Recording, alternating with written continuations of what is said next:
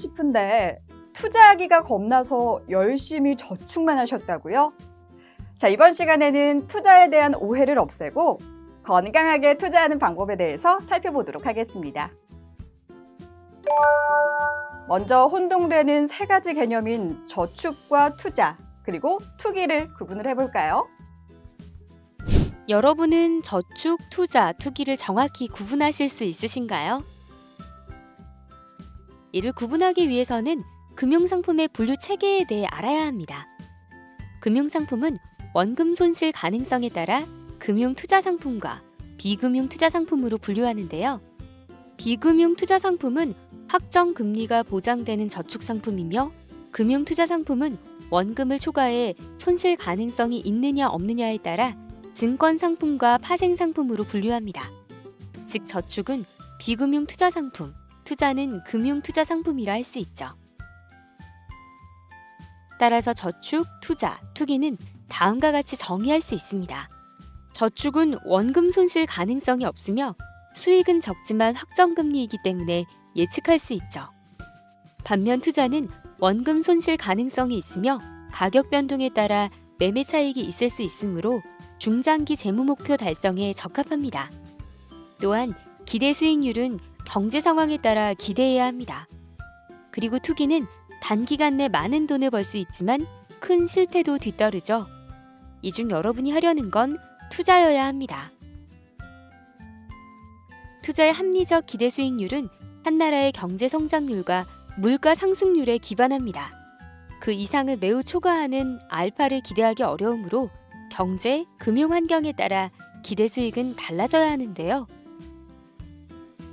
그렇다면 언제 저축하고 언제 투자해야 할까요? 저축과 투자 간 의사결정은 재무 목표에 따라 달라집니다. 단기 목표 달성을 위한다면 저축을 선택하고 중장기 목표 달성을 위한다면 투자를 선택해야 하는데요. 1년 후 아버지 환갑 여행을 위해 매월 20만 원씩 모은다고 가정하고 이자율이 2%대인 적금을 들 것인지 아니면 이보다 높은 8%대의 기대 수익을 바라고 투자할 것인지 비교해 보았는데요. 어떠신가요? 그 결과값에 큰 차이가 없죠? 여기서 주의해야 할 것은 8%는 확정금리가 아니라는 것입니다. 따라서 1년 후 바로 사용해야 하는 자금을 8만 원을 더 벌기 위해 투자하는 것은 위험합니다. 하지만 10년, 30년 후 사용할 자금이라면 2%냐 8%냐에 따라 큰 차이가 나므로 8% 기대 수익을 바라며 투자하는 것이 좋겠죠? 다음 그래프와 같이 단기 투자의 경우 시장 상황에 따라 높은 수익이 나기도 큰 손실을 보기도 하지만 장기 투자일수록 위험은 낮아지고 연평균 수익률에 수렴할 가능성이 높습니다. 이제 저축과 투자, 투기의 차이를 잘 아시겠죠? 자, 그럼 이번에는 다양한 투자 대안에 대해 자세히 알아보도록 하겠습니다. 빈칸 퀴즈. 다음 빈칸 안에 들어가야 할 것은 무엇일까요?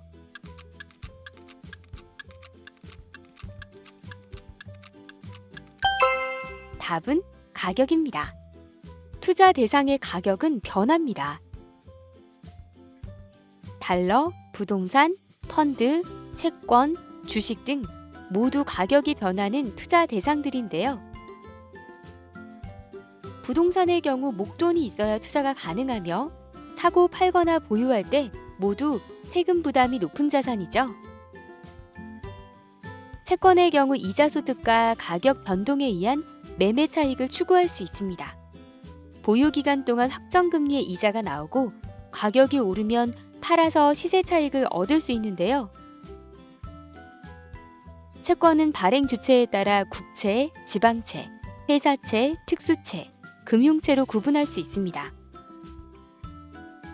만약 채권을 투자한다면 시장 수익률이 높을 때 투자하여 시장 수익률이 낮을 때 파는 것이 좋습니다. 시장 금리와 채권 가격은 반비례하기 때문이죠. 따라서 안정적인 수익을 추구한다면 만기까지 채권을 보유하고 자본 차익을 추구한다면 중간에 팔면 됩니다. 다음은 주식 투자입니다. 주식은 회사의 자본을 균일하게 나눈 단위로서의 금액을 표시한 것으로 주주의 권리 의무의 단위이기도 합니다. 다음과 같은 생각을 갖고 있으신 분들의 경우 직접 주식 투자는 맞지 않습니다.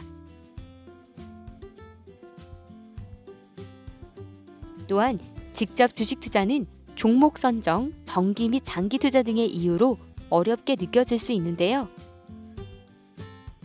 이런 분들의 경우 간접 투자의 대표적 상품인 펀드에 투자하는 것이 좋습니다. 펀드는 펀드 매니저가 투자하고 싶은 사람들의 돈을 모아 잘 운용하여 그 수익을 투자자에게 배분하는 것으로 적은 돈으로도 투자가 가능한데요. 펀드는 펀드를 판매하는 판매사, 고객이 맡긴 돈을 운용 지시하는 자산 운용사, 돈을 맡아 관리하는 수탁사에서 나누어 관리합니다. 예를 들어 삼성증권에서 판매하고 자금 운용은 미래에셋 자산운용이 돈을 맡아 관리하는 것은 국민은행인 식입니다. 이외에도 다음과 투자 대안이 있는데요. 금은 안전성이 높으며 달러는 불확실성이 높을 때 강세를 보이는 투자 자산입니다. 미술품의 경우 가격이 투명하거나 공정하다 할 수 없어 투자 접근성이 떨어집니다. 리츠의 경우 부동산에 소액 투자를 할 수 있는 간접 상품으로 배당 수익을 추구함은 물론 절세 효과도 있어 관심이 증대하고 있는 자산입니다. 다양한 투자 상품들에 대해 알아보았는데요. 중요한 건 할 수 있는 투자를 해야 한다는 것입니다. 목돈이 아닌 매월 소액만 중장기 목표 달성을 위한 건강한 투자를 해보는 것은 어떨까요?